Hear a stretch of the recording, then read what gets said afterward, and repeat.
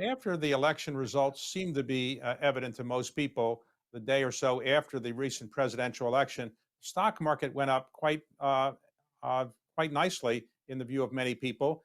Was that because the country wants divided government? You have a Democratic president, it seems, and it seemed at the time a Republican Senate, and it may well turn out to be a Republican Senate. Do you think that the market actually likes divided government, or the fact that the Democrats did not control the Senate and their kind of agenda of some people in the Democratic Party is not likely to be implemented? Is that why you think the markets went up? I would say overall the market likes a divided government. They want to make sure there's proper checks and balances. We've seen in the past when we have a government that is totally controlled by one party, we have actually seen more extreme in terms of positions that they've made. And so I think a divided government, but also I do believe strongly that the market is in desire of more stability, of less volatility. They're looking for a voice that moderates, not a voice that incites. I truly believe President-elect Biden can be that voice of reason. He can, and if we all listen to his speech last Saturday where he's talking about one America, not a red or blue. And so I think the marketplace is encouraged by having a leader now that is more inclusive, a leader that could probably bring a little more global harmony. And I think we're all tired. We're tired about all the volume we hear out of Washington.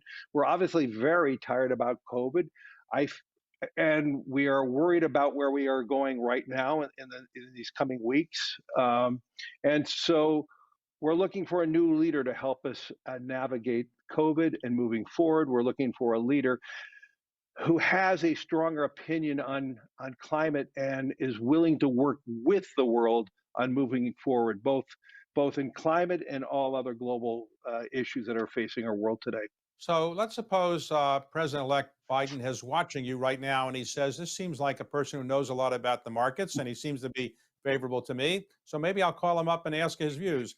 And if he calls you and he says, Larry, tell me the 2 or 3 most important things I should do to deal with the economy and the markets, either in the transition period of time or in my administration, what would you recommend that he do? Well, I would recommend him not talk to me now and just get his staff, getting his administration in order, getting his cabinet in order. But if he still insisted in talking to me, I would say, and I've said this loudly, even in front of the Trump administration in 2016, if we want to create really good jobs in this world where we are focused on jobs, and we're seeing a huge transition in this COVID world and post-COVID world where jobs are going to be moving from one industry to another.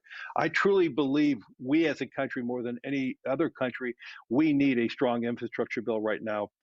We have $2 trillion of deferred maintenance.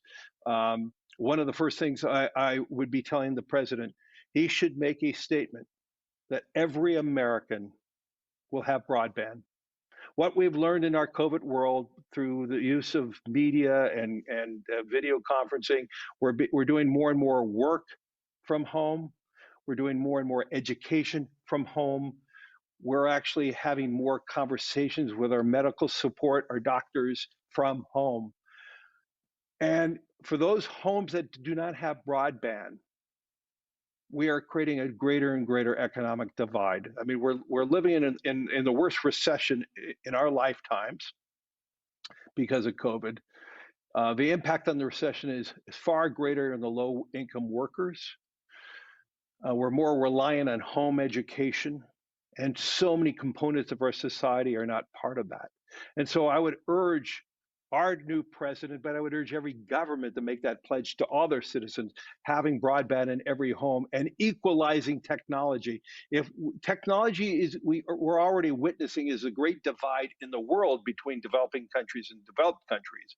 But technology is becoming the greatest divide too between our different parts of our society. And we need the infrastructure. We need to be developing broadband as we roll out 5G. But 5G is not going to be rolled out to every part of the country. It's not going to be rolled out, and we have to have something with a public support if we're going to roll that out throughout the country, and that everybody, from somebody in a city, from somebody in a very rural area has that access so they could have the ability to have an equalized opportunity.